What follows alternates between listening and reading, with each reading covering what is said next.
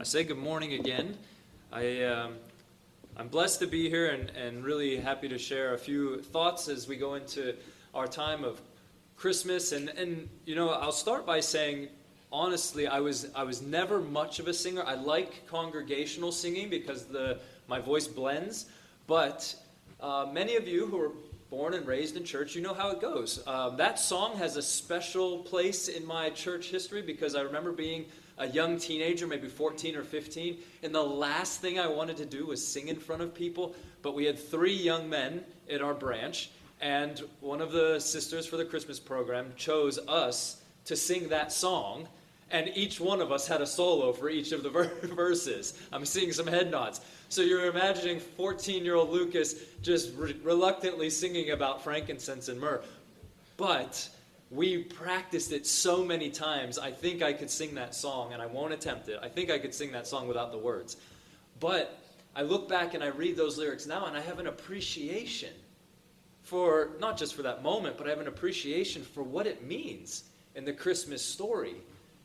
I have an appreciation for the journey of seeking Christ that we all share, that we share with these wise men thousands of years ago. And as we go into the theme for today is small beginnings, big plans. So say that with me. Small beginnings, big plans. And I'm gonna start with the spoiler alert first. The biggest plan for you and me is salvation. Amen.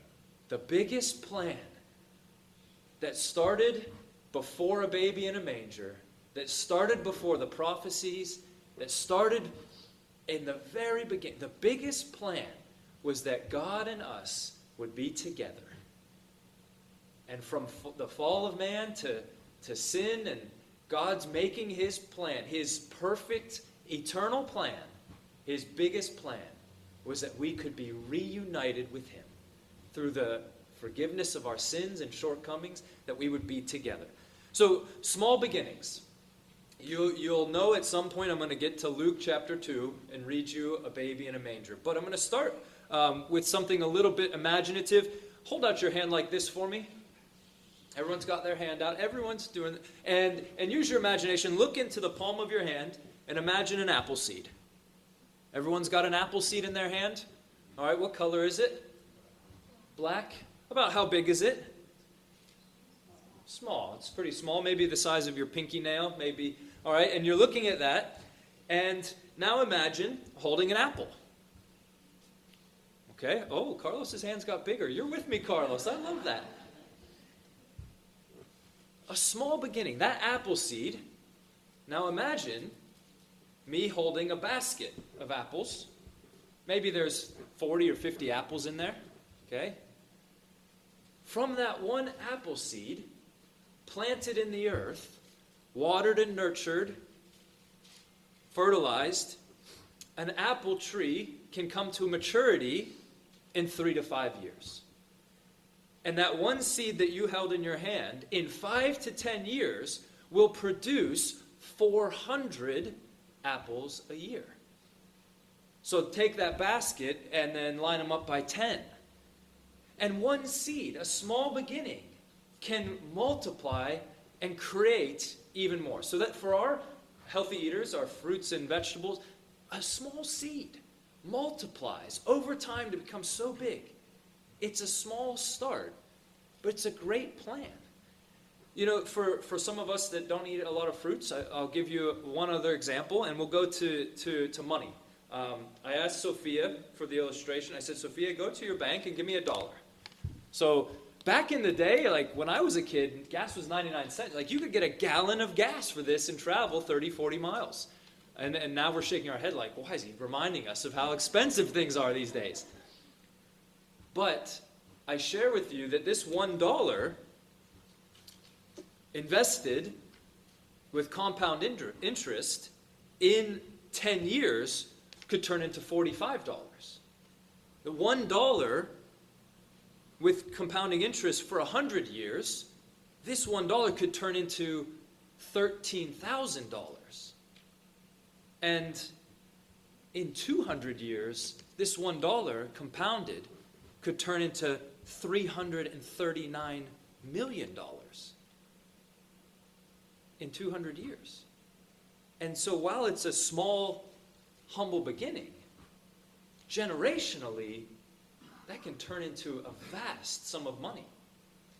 And I think sometimes God looks at us, and I think he's trying to remind us from the story of Christ in the manger that he can change the world with a small beginning. He can change your life with a small moment. He can change the path and the journey of what we encounter and what we do because of a small effort. Let's get to the verses here. First point is Jesus came into the world tiny. Everybody say tiny. Alyssa, pull up Luke 2:7. Thank you. We know these verses well. It's refreshing to see them, to read them, to meditate on them for a few moments.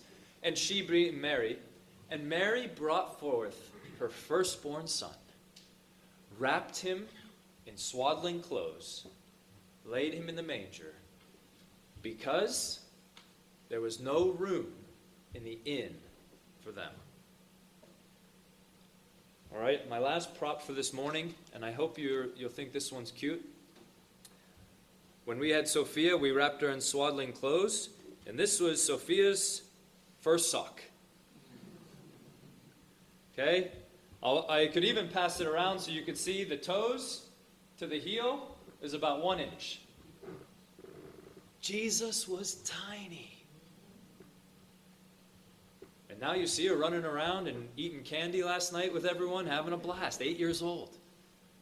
Jesus was tiny. His foot was this big. I never really thought about it that much. It's just not something that I did. Jesus was tiny. He had those chunky little legs that babies had. And I'm not saying this light to make fun of it, but the reality of what God chose to do was that he made Jesus come into this world in a way that he was completely vulnerable. And he made him leave this world in a way that he was completely vulnerable. And he made him come into this world to the marginal, the outcast, the servant, the lowly of the world. He started. There was not a palace. There was not a royal fanfare. There was not a feast the night before. There were strangers who were obedient. There was learned ones from a foreign land that came. There was people in the vicinity who denied him entry to the inn, who just on maybe the other side of the wall missed out the opportunity. Jesus came tiny into this world.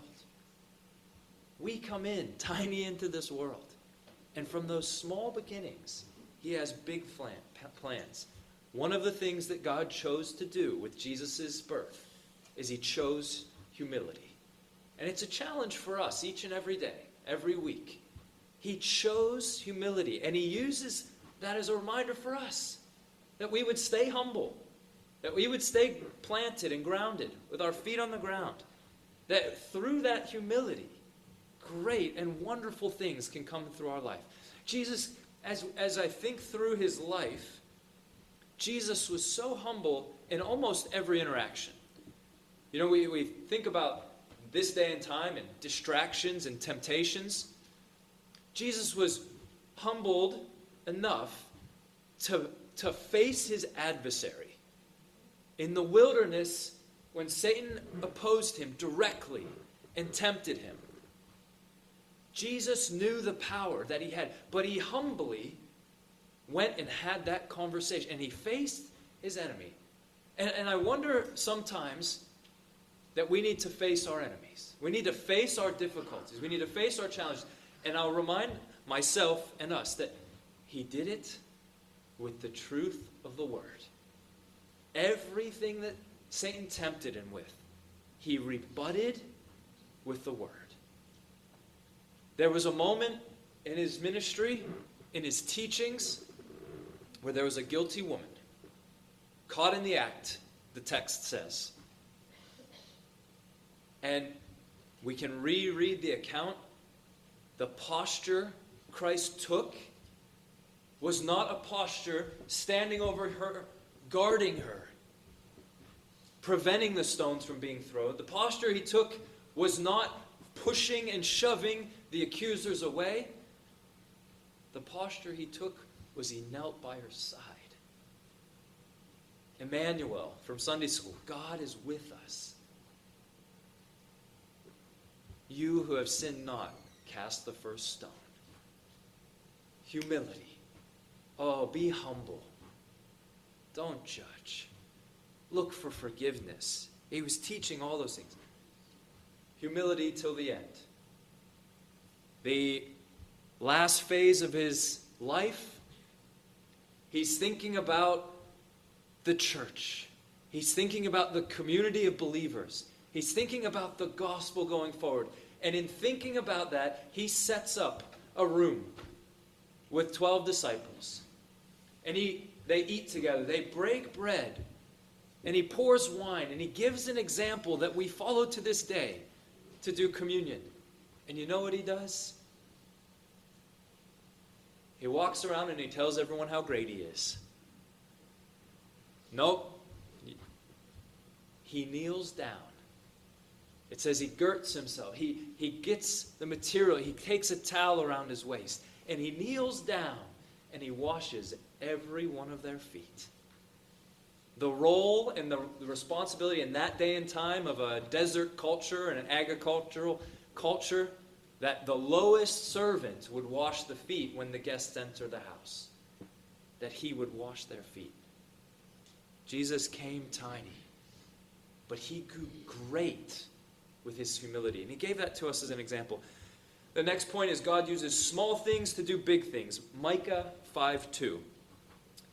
For those of us that were on the Zoom, this one I had to go look it up and read a little bit. We did a Christmas trivia, and it was a Jeopardy style, and one of the 500 pointers. I learned something Wednesday. I learned how bad I am at recalling Bible trivia.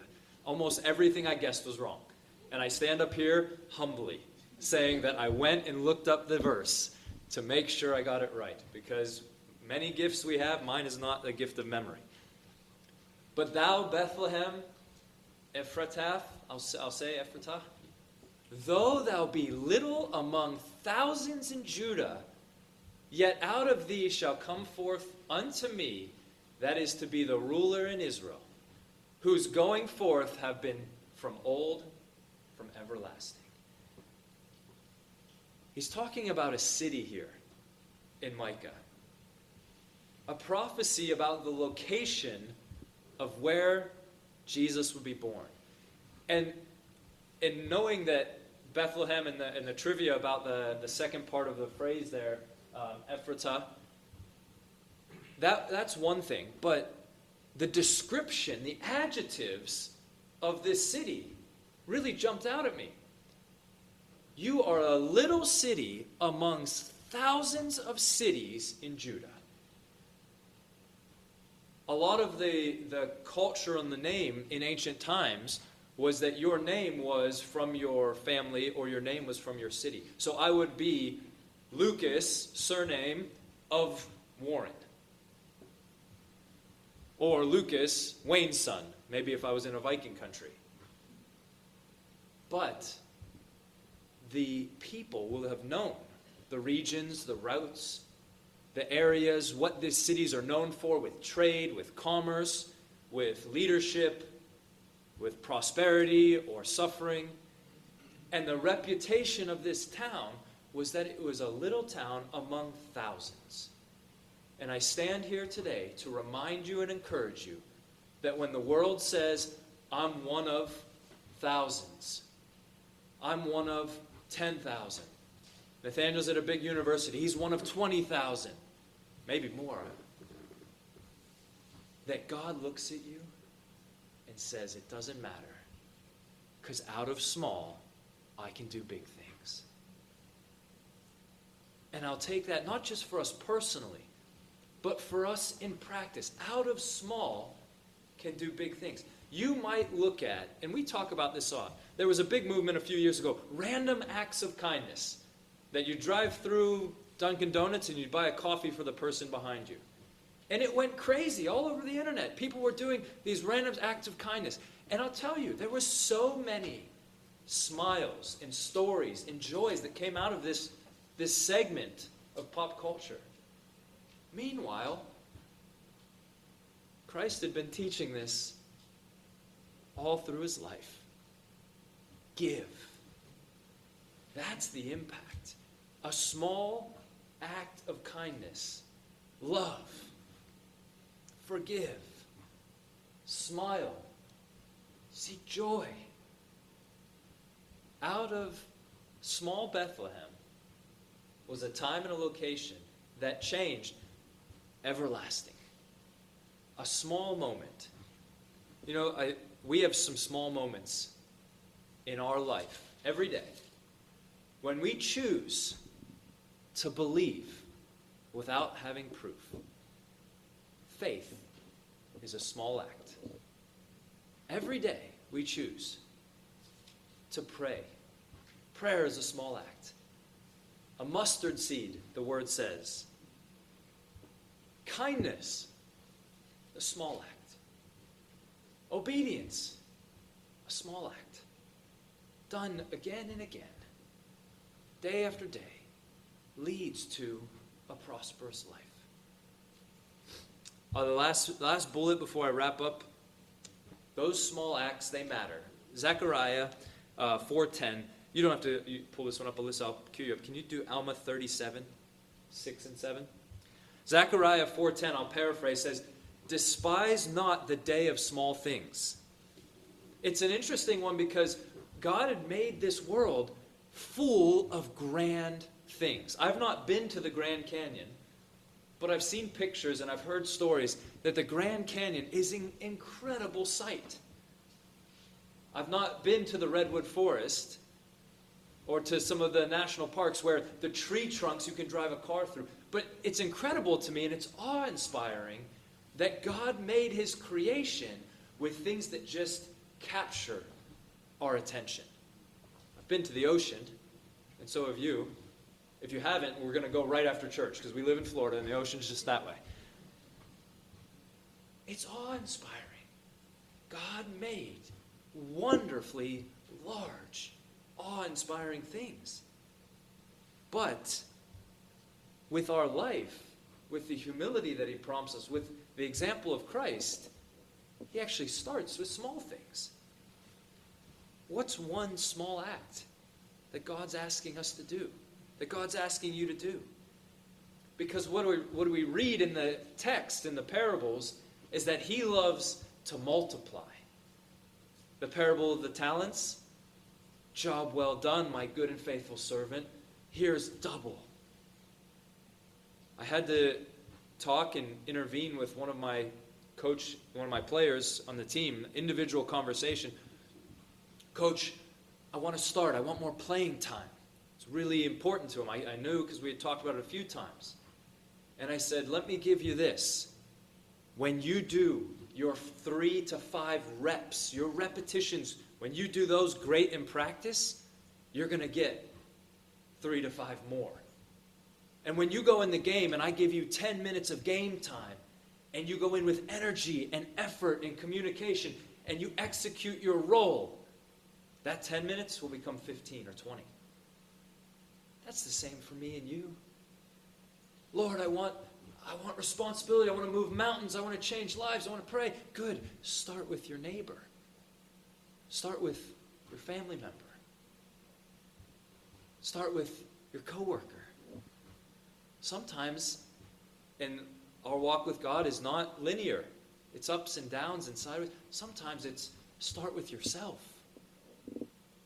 Reflect. Learn. Grow. Be honest. Alma 37, 6, 7 is by small things and simple things.